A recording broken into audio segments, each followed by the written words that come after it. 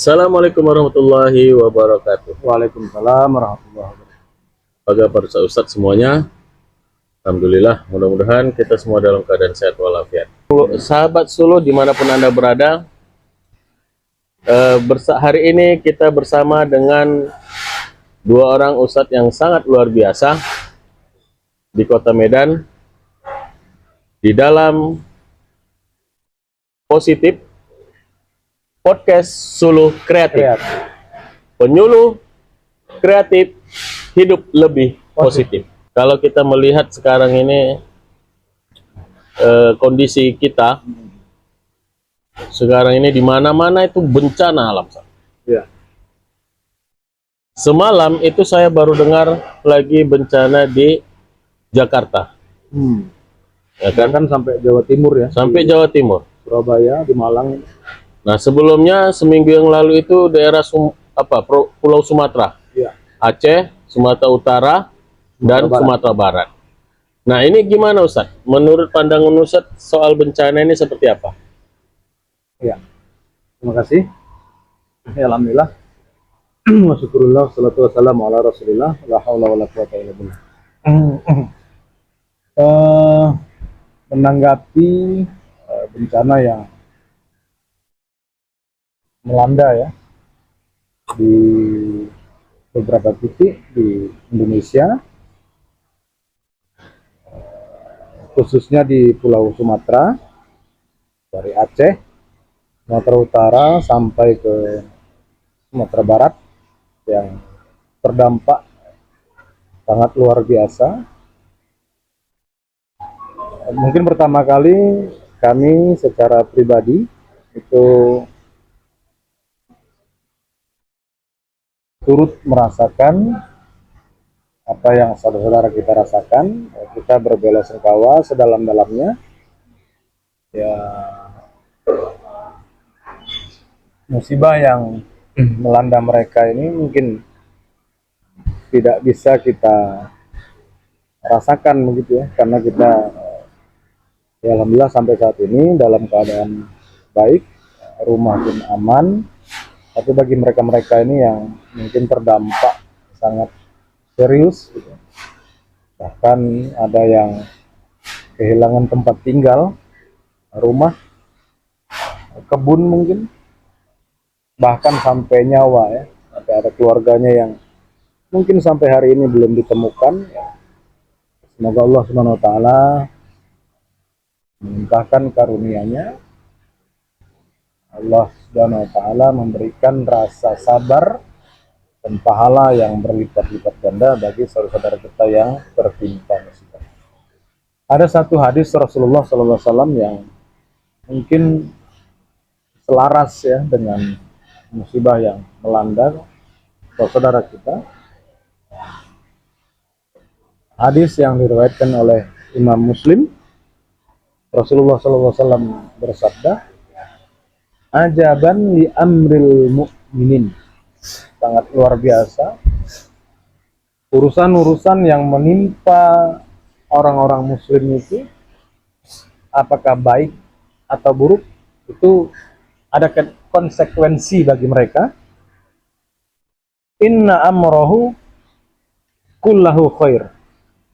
Positif atau negatif, baik atau buruk yang menimpa mereka itu akan menjadi baik jika walaysa dzalika walaysa dzaka li ahadin illa lil mu'min. Dan ini enggak maksud kami sikap yang baik dan ganjaran yang baik yang mereka terima ini tidak diterima kecuali bagi orang mukmin. Siapa itu? Mereka-mereka in asabathu sarra syakar, orang mukmin yang ketika tertimpa satu hal yang buruk, maksud kami in asabathu sarra syakar, hal yang baik yang diterimanya dia bersyukur, dia mendapatkan kenikmatan lantas ia bersyukur, fakana khairul lahu. Ini baik. Fakana khairan lahu wa in asabathu dharra sabar fakana khairan lahu. orang mukmin yang tertimpa satu hal yang tidak baik, lantas ia bersabar, maka dia akan mendapatkan kebaikan dari kesabaran yang ia lakukan. Maka ini urusan orang mukmin ini, kalau ibarat di film itu ada satu judul film yang maju kena mundur kena. Jadi dia dapat nikmat lantas bersyukur, itu baik baginya. Dia mendapatkan satu musibah dan bersabar atas musibah tadi, itu juga baik bagi. Maka kita mungkin yang jauh dari mereka, ya, bisa memberikan motivasi bagi mereka. Apakah itu kalau ada kesempatan langsung datang membantu mereka. Mungkin saat ini banyak lembaga-lembaga yang proaktif menyikapi bencana ini dengan apa? Menghimpun bantuan, donasi, ada dikasih. Dan kita yang belum mampu berkunjung, belum mampu berdonasi, doakan mereka agar mereka bersabar atas musibah yang Allah timpakan kepada mereka. Dan yakinlah, wahai saudaraku yang muslim, kita selalu berdoa, ya. Rabbana wala tuhammilna ma la taqata lana bihi. Udah paham kita? Ya Allah, janganlah Engkau timpakan kepada kami suatu hal yang kami tidak sanggup untuk memikulnya, untuk menerimanya. Ya Allah, mungkin saat ini memilih Aceh, memilih Sumatera Utara, memilih Sumatera Barat dalam musibah ini. Kenapa Allah pilih ini? 3 provinsi ini yang mungkin bagi kami terlalu sangat dahsyat, ya, dampaknya. Karena Allah tahu 3 provinsi ini orang-orang yang kuat, orang-orang yang ketika ditimpa musibah, mereka akan mampu Mereka bersabar. Dan Itu tadi menurut Ustadz Luli Kapitra, Ustadz. Memang kalau kita selaraskan hadis tersebut dengan ayat minal khawfi wal ju'i, ayat Al-Qur'an dalam surah Al-Anfusi ayat 100 wa basyiris sabirin, yang berbunyi kan, maka setiap kita pasti akan ditimpa musibah, setiap kita akan diuji oleh Allah. Gitu kan Ustaz? Setiap kita akan diuji, baik itu kelaparan, kehausan, kemudian kekurangan harta, jiwa, buah-buahan, dan berilah kabar gembira bagi orang-orang yang bersabar, ya kan? Kemudian baik itu kelaparan, kehausan, kemudian kekurangan harta, jiwa, buah-buahan, dan berilah kabar gembira bagi orang-orang yang bersabar, ya kan? Kemudian sambungan ayatnya itu, Iza asobathum musibah qalu inna lillahi wa inna ilaihi raji'un. Jika mereka ditimpa musibah, maka mereka ucapkanlah inna lillahi wa inna ilaihi raji'un. Sesungguhnya kami milik Allah dan sesungguhnya kami akan kembali kepada Allah. Betul gitu kan Ustaz? betul. Ya. Maka begini juga Ustaz Firman. Mungkin di antara kita ini ada yang terlalu mengecilkan makna atau kalimat innalillahi wa inna ilaihi raji'un.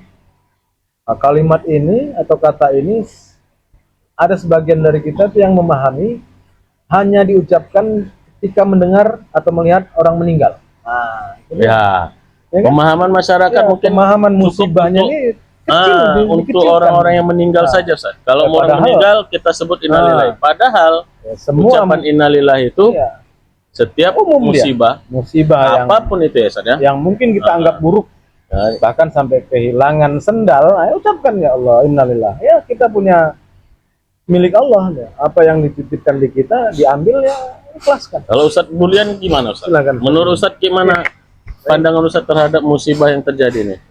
Bismillahirrahmanirrahim. Terima kasih Ustaz Firman, Pak Duli. Dari apa yang sudah disampaikan sama Pak Duli, kemudian diberikan respon positif, tanggapan yang positif menurut kita tadi, apa yang disampaikan Ustaz Duli sama Ustaz Firman tadi, itu sudah gambaran bagaimana Allah berbicara dengan makhluknya. Kan itu. kembali kepada ayat itu tadi, in qulu inna lillahi wa inna ilaihi rajiun. Ada 4 makna yang tersirat di dalam ayat itu. Yang harus kita ketahui bahwa pertama itu adanya pengakuan kepemilikan, bahwa adanya Allah yang memiliki segala sesuatunya. Jiwa kita itu milik Allah. Cara kembalikan ke situ. Sehingga kalau sendiri tadi, kalau dia diberikan nikmat dia bersyukur, tetapi kalau diberikan ujian dia sabar. Itu introspeksi dirinya bahwa kita itu tidak memiliki apa-apa, kita tidak mempunyai kekuatan. Ya, kekuatan kita hanya sebatas makhluk. Ya, betul, Ustaz. Hanya sebatas makhluk. Titip aja, ya. Hanya titip saja. Kalau Allah mau ngambilnya kapan saja ya Terserah. terserah Allah. Nah, sikap kita apa? Kalau nikmat, syukur. Kalau dia ujian, sabar. Ya, betul, Ustaz. Jadi harus kita kemukakan bahwa segala sesuatunya itu adalah milik Allah. Kayak tukang parkir, Ustaz ya. Tukang parkir itu kan paling ikhlas. Itu paling ikhlas. Iya. Datang seperti apapun mobilnya, kendaraannya. Iya. Mau semewah apapun mobil Tapi yang diparkirkan bukan milik kita ya, Ustaz. Kalau diambil orangnya ya, Udah. kita harus ikhlas. Begitulah sebenarnya makna musibah ini, Ustaz. Apapun yang ada dalam diri kita sebenarnya itu milik Allah, Ustaz. Tapi parkir tadi, kalau pergi bayar ya. Gigi bayar. Itu yang pertama. Yang kedua, ada yang kedua. Ada yang kedua. Kesadaran akan tujuan akhir hidup ini. Kerja, kembali kita ke Allah. Tujuan akhir dari hidup ini adalah kematian. Kembalinya kepada Ya. ya kan? Jadi jangan kita katakan, oh kami ditimpakan Allah ini ujian ini cukup berat. Ingat bahwa Allah sudah berfirman dalam Quran, la yukallifullahu nafsan illa wus'aha. Ayat ini sebenarnya Allah ingin tegaskan bahwa Allah kasih ujian itu, bahwa aku kasih ujian itu kata Allah, aku dampingi kalian loh. Jadi itu sebuah hiburan. Jadi nggak dilepas Allah aja. Allah nggak lepas gitu aja. Iya. Kenapa? Karena tegaskannya setelah aku kasih ujian seperti ini, kita analogikan. Kalau sesudah hujan itu pasti ada terbitnya pelangi. Itu. Jadi seperti itu kan. Jadi ada setelah ujian itu ada hikmah-hikmahnya. Kadang yang terkadang ini sering kita lakukan, mata kita tidak pandai melihat hikmah di balik setiap musibah. Ya, betul. Itu.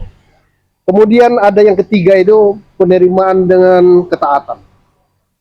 Bahwa musibah ini Allah ingin kita itu lebih taat, ingin mendekatkan diri kita kepada Allah.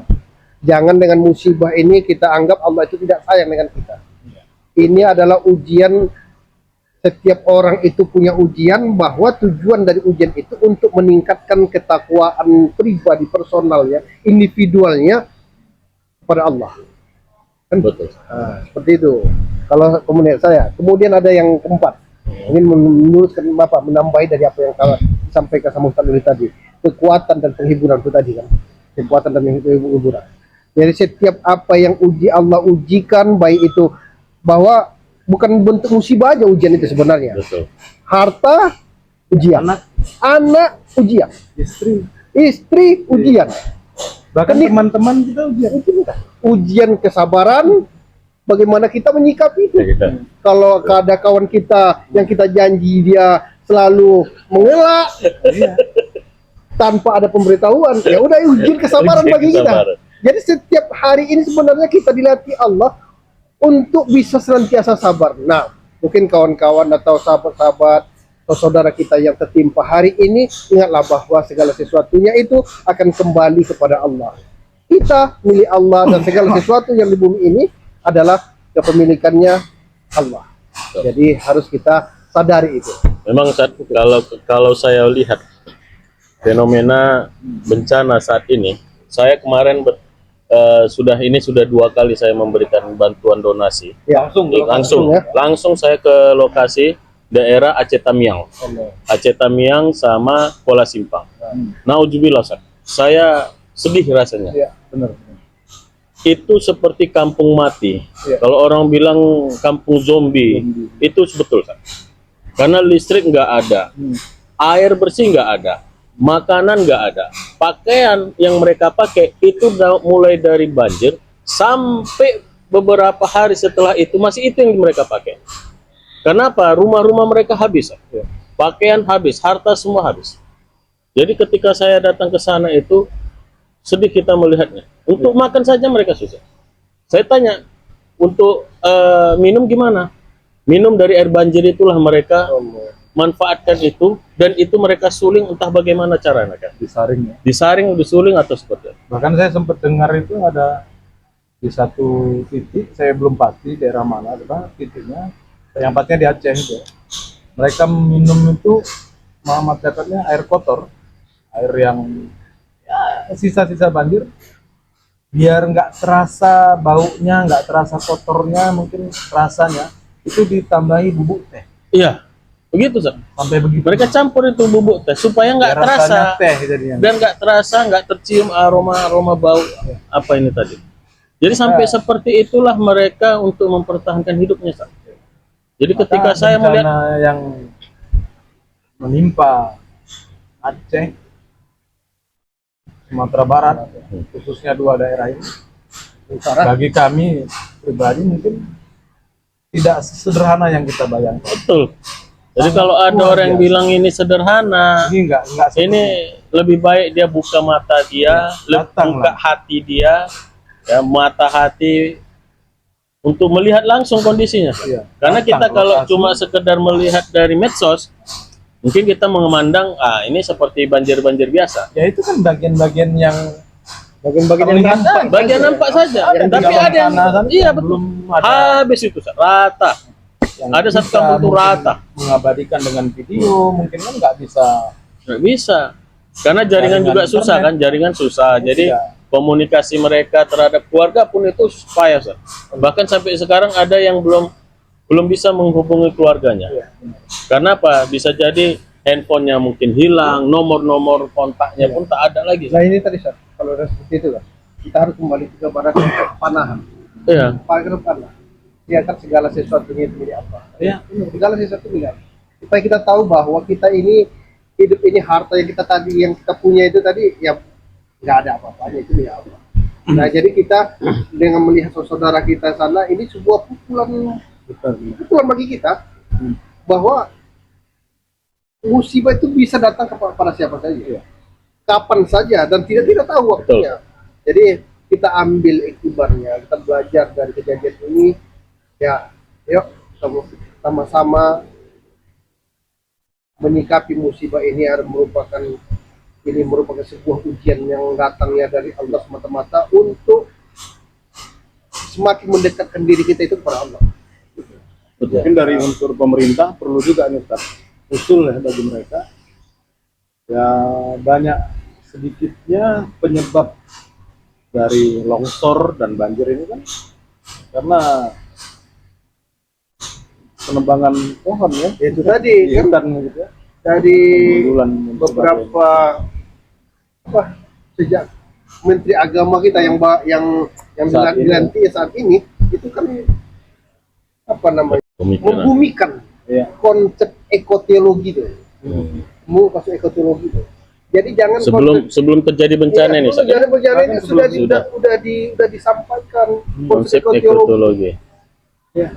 Jadi bagaimana memasukkan konsep-konsep Tuhan, mensertakan Tuhan dalam konsep hidup kita. Ekologi. Nah, ekologi di konsep ekologi. Selaras dengan ayat Al-Quran juga ya, Zaharul fasadu fil bari wal bahri bima kasabat aydin nas. Mungkin satu sisi begini Ustaz Firman. Allah menciptakan manusia itu ya, ketika Allah berfirman kepada malaikat di Al-Baqarah 30 itu, A'udzubillahi minasyaitonirrajim, inni ja'ilun fil ardi khalifah. Kata khalifah di situ mungkin konotasi terdekatnya itu Nabi Adam kan gitu. Tetapi khalifah dalam makna yang lebih detail itu memiliki salah satu makna yang berarti pengganti. Jadi bumi kita ini memang sudah ada yang menghuni, ya. Yang jelas ada makhluk yang diciptakan Allah, yang diturunkan di bumi, dan Allah ingin mengganti penghuni itu dengan sosok manusia. Dan secara otomatis pula alam yang terbentang ini menjadi fasilitas bagi manusia. Itu nggak bisa kita pungkiri. Makanya memang ini menjadi pelajaran betul buat kita. Ya, pelajaran berarti buat kita untuk menjaga kelestarian alam ini. betul. Karena seberapa sih yang kita dapat dari penebangan pohon itu, ya kan?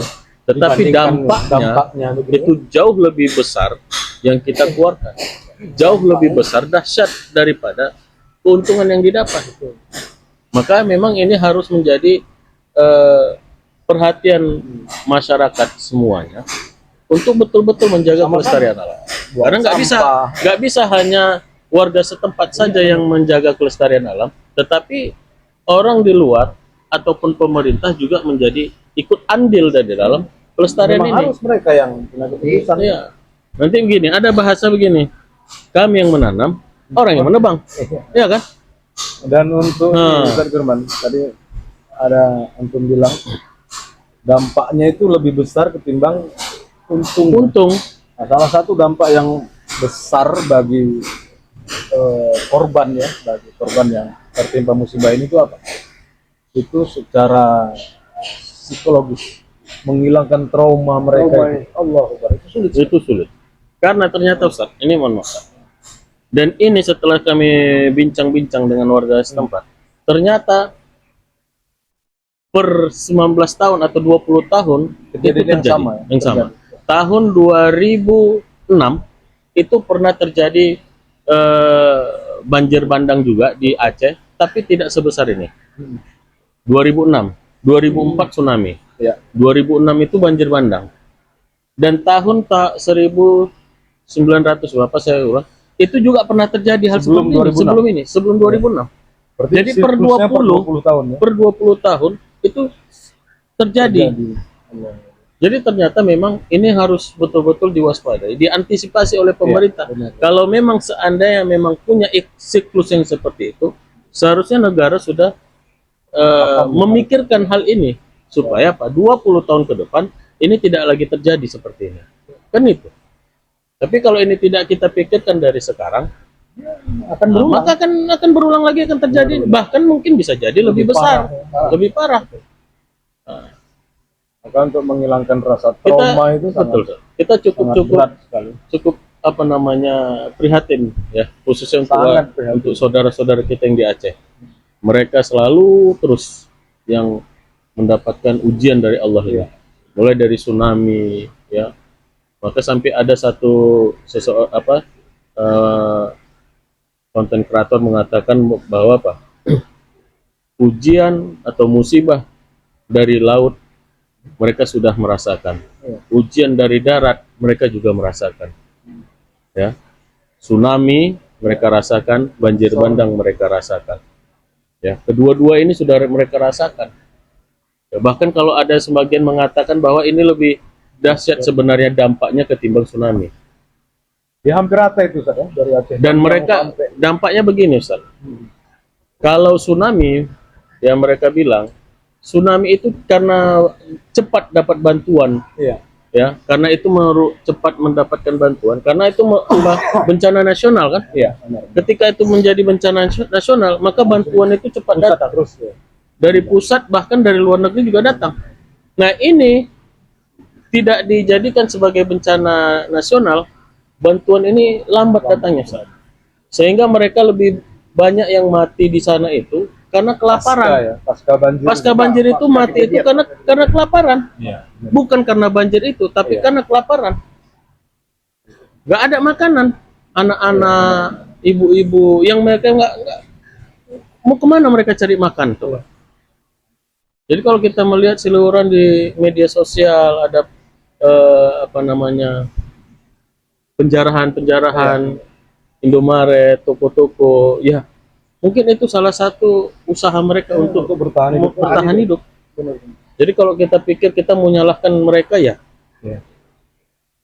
mereka juga butuh hidup gitu kan. Iya. Mereka butuh hidup. Secara nggak langsung kita yang salah, gitu. Secara Kita tidak yang langsung. tenang, kita yang nyaman. Makanya peduli. itulah perlu kepedulian kita. Benar. Ya mudah-mudahan Ustadz ini ya pembahasan kita tentang musibah ini ya memberikan dampak positif gitu kan, dan juga menjadi pelajaran buat kita semua Ustadz. Ya, sama-sama kita mungkin bisa sampaikan kepada jamaah-jamaah kita atau kawan-kawan kita yang mau balik juga. Iya. Kalau kita mau mendoakan saudara Mendoakan. kita supaya kuat mental mereka untuk menghadapi ujian ini, Betul. ya kan? Betul. Karena ini bukan bicara masalah perut lagi nih kan. Jadi ini Mental. setelah pasca ini bicara mental ini. Bicara mental. Bicara Habis mental. itu- Kenapa? Karena harta sudah habis, benar. anak keluarga bukan Habis. sebagian besar sudah entah di mana. Ini mereka memulai dari nol lagi nih, Ustaz. Mulai dari nol. Memulai dari nol lagi, Ustaz. Asli. Gak ada lagi yang bisa mereka pertahankan dari harta yang udah mereka punya. Ya kita berharap pemerintah pusat Memikirkan menetapkan ini menjadi bencana nasional agar apa ya supaya cepat pulih kembali. recovery-nya lebih cepat. Cepat pulih. Kita berharap banyak sama Ya. Mudah-mudahan Presiden, ya. itu bisa cepat terjadi. Baik, sahabat Suluh semuanya, mudah-mudahan ini menjadi pelajaran buat kita semua, perhatian buat masyarakat dan khususnya bagi pemerintah dan kita semua untuk menjaga kelestarian alam. Ya, terima kasih kepada Ustadz Luli Kapitra dan Ustadz Ahmad Bulian. Mudah-mudahan bermanfaat buat kita semua. Kita akhiri. Assalamualaikum warahmatullahi wabarakatuh. Waalaikumsalam warahmatullahi wabarakatuh.